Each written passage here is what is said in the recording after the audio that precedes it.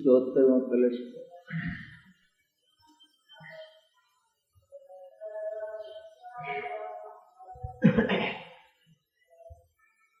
व्यवहार नए और निश्चय नए के स्वरूप का प्रतिपादन करके आचार्य इस निष्कर्ष पर पहुंचे कि व्यवहार नए निषेध करने लायक, व्यवहार नए विश्वास करने लायक नहीं है। इसका आगे कलश कहते हैं। अब आगामी कथन का सूचक काव्य कहते हैं।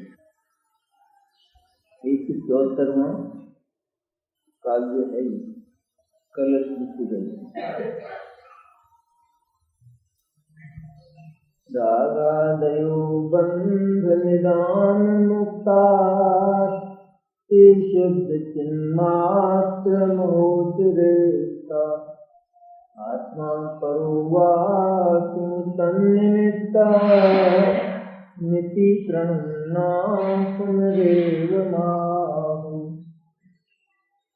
रागादि को बंध का कारण कहा और उन्हें शुद्ध चैतन्य मात्र ज्योति से भिन्न कहा, तब फिर इस रागादि का निमित्त आत्मा है या कोई अन्य, इस प्रकार प्रश्न से प्रेरित हुई आचार्य भगवान पुनः इस प्रकार कहते। प्रश्न किया है इसमें कलश में, जो रागादि हैं वो बंध के कारण है। रागादि स्वयं बंध रूप ही है, इसलिए वे बाहर 8 प्रकार के कर्मों के बंध के कारण है। बंधन अपराध को सूचित करता है। जहाँ बाहरी बंधन हो तो वहाँ ये अनुमान किया जाता है कि भीतर कोई अपराध रहा होगा। तो राग आत्मा के लिए अपराध है। सारे लोकालोक में राग व्याप्त है, परिव्याप्त। अनंत अज्ञानी जीव हैं, वो सबके सब राग से पीड़ित हैं। राग में पर पदार्थ के संबंध में होने वाली वृत्ति, अपने से भिन्न वे पदार्थ जिन पर हमारा कोई अधिकार नहीं है, उन पदार्थों पर ममत्व और अधिकार को लेकर उत्पन्न होने वाली जितनी वृत्तियां हैं, वे सबकी सभी अपराध हैं। 3 प्रकार का अपराध हुआ ना ऊपर, संक्षेप में याद रखने लायक दर्शन, ज्ञान और चर्चा। जहाँ आत्मा से भिन्न वस्तु को आत्मा का माना जाए, अर्थात उसके साथ ममत्व किया जाए। ममत्व में यह मेरा है, मेरी है, ऐसा भीतर ही भीतर जहाँ अनुभव किया जाए, उस वृत्ति का नाम मिथ्या दर्शन, मिथ्या श्रद्धा, मिथ्या विश्वास, मिथ्या अहंकार। अहंकार तो हो लेकिन सही जगह हो। सही जगह कौन सी है आत्मा के लिए? अहंकार की स्वयं आत्मा है, क्योंकि आत्मा के अतिरिक्त जगत में और कोई नहीं हो सकता। आत्मा ही आत्मा का अपना है, आत्मा ही आत्मा का आत्मीय है, और कोई इसलिए नहीं है। मैंने ऐसा आचार्य को जबरदस्ती नहीं मनवाते, लेकिन है ही नहीं, क्योंकि वह रहता ही नहीं है, चला जाता है, सदा के लिए चला जाता है। जीव जब दुर्गति में परिभ्रमण करता हुआ निगोच चला जाता है तो कौन सा परिवार साथ रहता है? नहीं रहता है, बल्कि शायद ऐसा होता होगा जिन जिन को अपना परिवार माना है या जो आपस में अपने आप को परिवार मानते हैं या जगत के उन जीवों के साथ अपना कोई संबंध जोड़ते हैं, ये सारे के सारे उस निगोद में इकट्ठे हो जाते हैं, सारा ही मिल जाता है परिवार। इतना बढ़िया परिवार हो जाता है। फिर एक को दूसरे के दर्द का पता भी,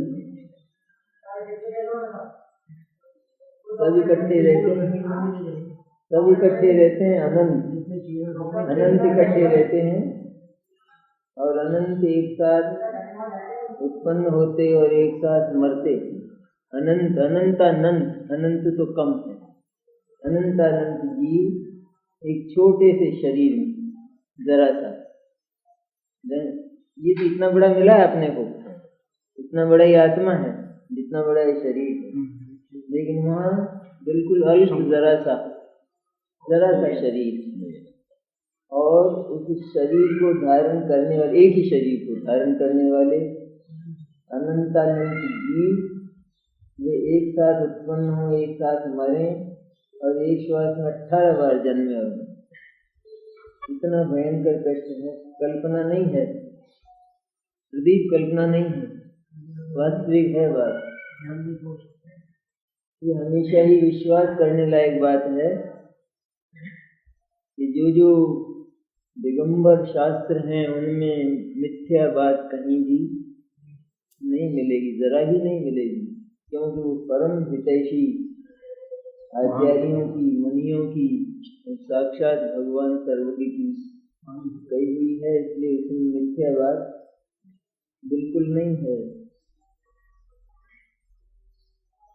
आलू की जरा सी जगह आलू में सुई हो न सुई, उतनी सी जगह में तो अनंत शरीर हो, एक एक शरीर में अनंत जीव। एक तुम कल्पना स्वीकार नहीं करती अपनी, गप लगती है ये जैनी गप बहुत करते हैं, जैनियों की गप बहुत चलती है। लेकिन जरा ये तो कम से कम अपने से पूछा जाए कि आखिर गप में भी कोई कल्पना तो साकार हो नहीं, इतनी कल्पना करते कैसे आचार्य?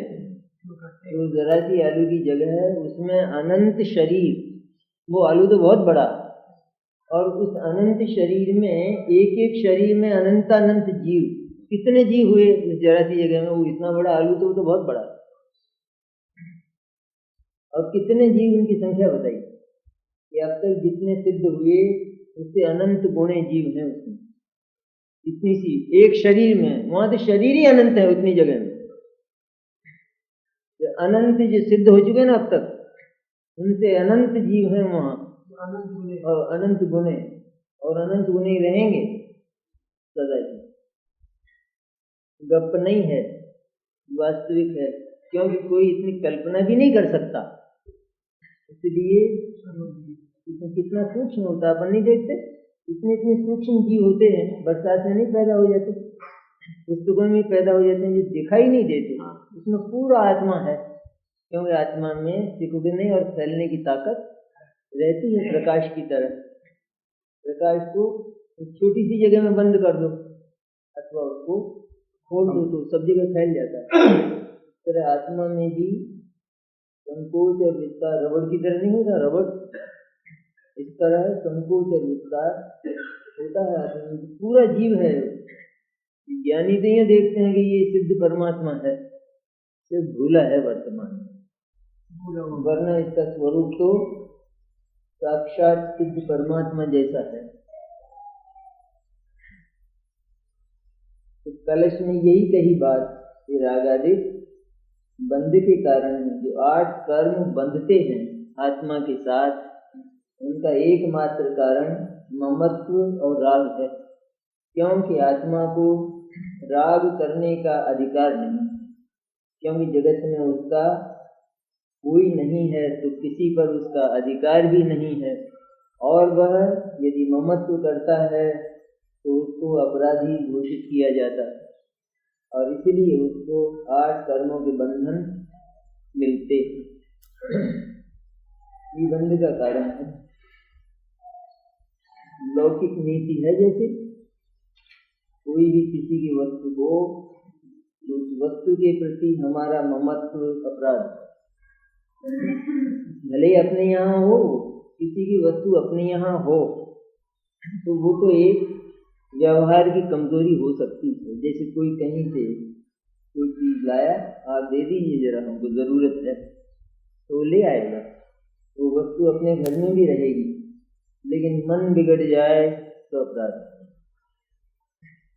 ठीक ऐसा ही है कि आत्मा के पास शरीर है, कर्म है और अनेक प्रकार के पदार्थों का संयोग है, लेकिन मन बिगड़ना ये बहुत बुरी बात होते हुए भी वस्तु अगर पराई है तो उसको बड़े आराम से पराया माना जा सकता है। तो मानने की बात ये महागंभीर है सबसे। तो भीतर ही भीतर आत्मा अनुभव करता है कि ये मेरा है, इसका नाम अपराध और बंध। ये राग आदि को बंध का कारण कहा, ये तो नीति हुई ना, नीति न्याय है नहीं, तो राग बंध का कारण होना ही चाहिए, क्योंकि किसी दूसरे की वस्तु पर मन खराब करना वो लोक में भी अपराध माना जाता है। जेलें किन के लिए हैं? भले आदमियों के लिए हैं, उनके लिए हैं कि जो अतिक्रमण करते हैं, जो अनाचार करते हैं, उनके लिए हैं। और उन्हें शुद्ध चैतन्य मात्र ज्योति से भिन्न कहा। जहाँ रागादिक है वहीं शुद्ध चैतन्य आत्मा है, चैतन्य मात्र ज्योति है जो आत्मा सिर्फ ज्ञान का बना हुआ है। ज्ञान को कभी कोई कलंक होता नहीं है, क्योंकि ज्ञान आदान प्रदान नहीं करता, ज्ञान लेता देता नहीं है। लेकिन स्वयं ज्ञान में ही इस प्रकार की कल्पनाएं हुई हैं कि शरीर मेरा है, ज्ञान में ही हुआ ही। ज्ञान पवित्र होने पर भी ज्ञान में ये कल्पना हुई, तो वो बंध का कारण कहा। शुद्ध चैतन्य मात्र ज्योति में जो आत्मा है वो तो अनादि अनंत ज्यों का त्यों है। दो बात हुई ना, एक तो आत्मा का स्वरूप, आत्मा चीज कैसी है, और एक आत्मा को माना कैसा, जाना कैसा, ये दो बात हुई। मानने जानने से वस्तु का स्वरूप बदलता नहीं है। जैसे किसी को घोड़ा है तो गधा दिखाई दे, अथवा जैसे पीलिए में सब पीला पीला दिखाई देता है, तो वस्तु तो पीली नहीं हुई ना। इस तरह चैतन्य तत्व आत्मा तो जैसा है वैसा है, उसको मानने में गलती हुई है, इसलिए आत्मा को नहीं सुधारना है, मानना सुधारना, जानना सुधारना, आचरण सुधारना। किसको सुधारे? पीलिए में दीवार पीली लगे तो दीवार की पुताई करे, आंख का इलाज करे, आंख का मन पीलिए का, किसका इलाज करे? अब वो दीवार को पोतने लग जाए सफेदे से, सफेद चूने से, तो भी वो पीली दिखाई देगी। इस तरह यहाँ अज्ञान में और मिथ्या दर्शन में, अर्थात ममत्व में आत्मा और जगत अनेक प्रकार का दिखाई देता है, तो वहाँ चिकित्सा आत्मा की करना, दृष्टि आत्मा की शुद्ध करना है, जगत को नहीं ठीक करना। ये आत्मा तो शुद्ध चैतन्य मात्र ज्योति जैसा है वैसा है, वहीं राग है। जहाँ आत्मा है वहीं राग है, लेकिन दोनों न्यारी न्यारी हैं, क्योंकि राग की जो पर्याय है वो आत्मा के स्वरूप से विपरीत है। आत्मा है भिन्न, राग को दिखाई देता है अभिन्न, अन्य से, अन्य चीजों से, उनसे भिन्न है। जहाँ ब्लड है वहीं ब्लड प्रेशर है ना, या अलग अलग रहते हैं? वहीं रहते हैं। तो जितना ब्लड है, जितना रक्त है, उतना तो शुद्ध है नहीं। और ये जो ब्लड प्रेशर है ये वहीं रहने पर भी उससे अलग चीज है। इसलिए क्या होता है, ब्लड प्रेशर तो नष्ट हो जाता है, ब्लड ज्यों का त्यों रह जाता है। दोनों एक साथ रह तो सकते हैं, लेकिन एक विशेष बात कि दोनों एक दूसरे में रूपांतर नहीं करते। जो ब्लड है उसका सारा का सारा ब्लड प्रेशर नहीं बन जाता, और जो ब्लड प्रेशर है उसका ब्लड नहीं बनता, दोनों ही हैं। एक नष्ट हो जाता है और जो असली वस्तु है असली में रह जाता है। इसी तरह चैतन्य तत्व आत्मा कि जो सिर्फ जानने देखने वाला अर्थात निरंतर सुखमय रहने वाला है, वह अपने को सिर्फ जानने देखने वाला न मानकर कुछ करने धरने वाला मानता है, वही अपराध है। सबसे पहले तो ज्ञान को ही साफ करना है। तो प्रश्न ये होता है ये सब क्यों करते हैं हम, ये अभी समझ में नहीं आया तुम्हारे। करते हो या सचमुच करना मानते हो, क्या है? जितना कुछ हो रहा है ना, जिस हाथ हिलता है तो मैं हिलाता तो हूँ, यही समझाया जा रहा है तुमको। हाथ बात तुम हिलाते नहीं, तो जब इसमें लकवा हो जाए तब फिर तुमको क्या, तुम तो यहीं रहते हो, फिर यहाँ आत्मा रहता नहीं, इसमें लकवा हो जाए तो फिर क्या होता, क्यों नहीं हिलता है फिर ये? तो जिस समय ये हिल रहा है उस समय भी तुम हिलाते नहीं हो। जीव को आघात क्यों लगता है ये बात सुनने में? उसने माना है सदा से, इतना विपरीत माना है। ये अधिकार कर ले ना, जैसे बहुत समय हो जाए किसी के मकान पर अधिकार कर ले, तब उसके खिलाफ कोई बात कही जाए तो कहता ये कैसे हो सकता है, मैं तो सदा से रहता हूँ यहाँ। इसी तरह सदा से आत्मा ने माना है, क्योंकि अज्ञान रहा ना, अज्ञान का प्रकोप बहुत भयंकर रहा है, इसलिए उसको ऐसा लगता है कि सारे काम मैं करता हूँ। ऐसा मान लिया जाए तो तकलीफ क्या होती है? तकलीफ यही है कि जब दूसरा पदार्थ काम करना बंद कर देता है और यह मानता है कि वो तो काम मैं करवाता हूँ इससे, अब ये क्यों नहीं करता है, तब तीव्र द्वेष होता है, तब तीव्र क्रोध होता है। क्रोध की जन्मस्थल ही बताते हैं। तो क्रोध का इलाज करना चाहते हैं तो क्रोध पैदा कहाँ से होता है? तो क्रोध तो यहाँ से पैदा होता है कि जब हम दूसरे पदार्थ का कर्ता अर्थात उसका काम करने वाला अथवा उससे काम कराने वाला अपने आप को मानते हैं, और जब वो काम करना बंद कर देता है तब हम तो काम करवाना चाहते हैं, वो करता नहीं है, तब क्रोध आता है। मुनिराज को क्यों नहीं आता क्रोध? क्यों नहीं आता? क्योंकि वो जानते हैं कि ये जो कुछ भी कर रहा है ये मेरे को छूता ही नहीं, और मैं इसका स्पर्श तक नहीं करता हूँ। शरीर पर जो कुछ भी होता है वो आत्मा का स्पर्श नहीं कर पाता। अगर स्पर्श हो जाए तो तकलीफ आत्मा को भी हो जाए, लेकिन आत्मा को क्योंकि उसको ममत्व है शरीर के साथ, इसलिए तकलीफ मानता है। मुनिराजों को और ज्ञानियों को इस तरह का कष्ट भीतर से नहीं होता है, बहुत सामान्य है। तो बात कभी ये भ्रम हो जाए कि जैसे किसी गली में कोई मकान गिर गया, किसी ने कहा अपना भी मकान वहीं को, लेकिन मकान गिर गया हो तो अपने को तुरंत तो अपना भी था, तो ऐसा ही तो होता है ना, तुरंत व्याकुलता होती है।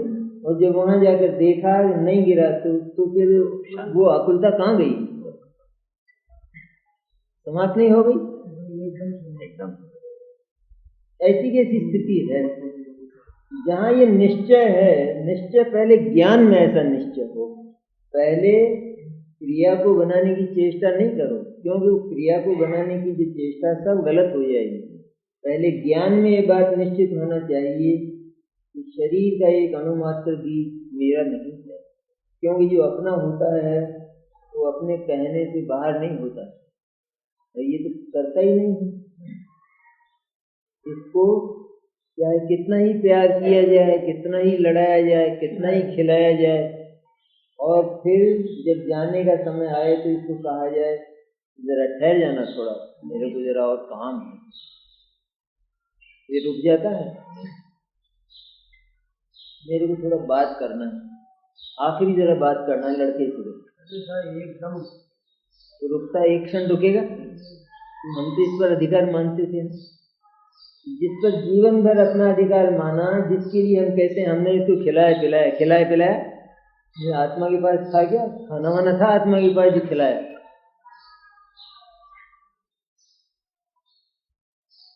ऐसी अजीब सी बातें हैं जो अजीब लगती हैं पहले तो,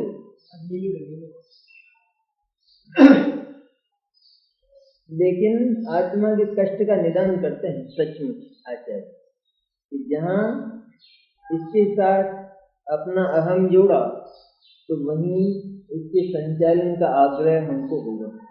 इसे मेरी इच्छा के अनुसार चलना चाहिए और ये चलेगा नहीं, तब फिर क्रोध भी होगा, मान भी होगा, माया भी होगी और लोभ भी। ये सारी कषाएं यहाँ से जन्म लेंगी। तो कषायों की आग पर पानी डालने का तरीका बताते हैं। सबसे पहला प्रकरण यह है कि केवल एक जो चैतन्य ज्ञान स्वरूप आत्मा है, बस उतना ही मैं हूँ, उससे आगे मेरी सीमा, उससे आगे मेरी टेरिटरी नहीं है, मेरा ज्यूरिसडिक्शन नहीं है। कहाँ तक चलेगा मेरा अधिकार?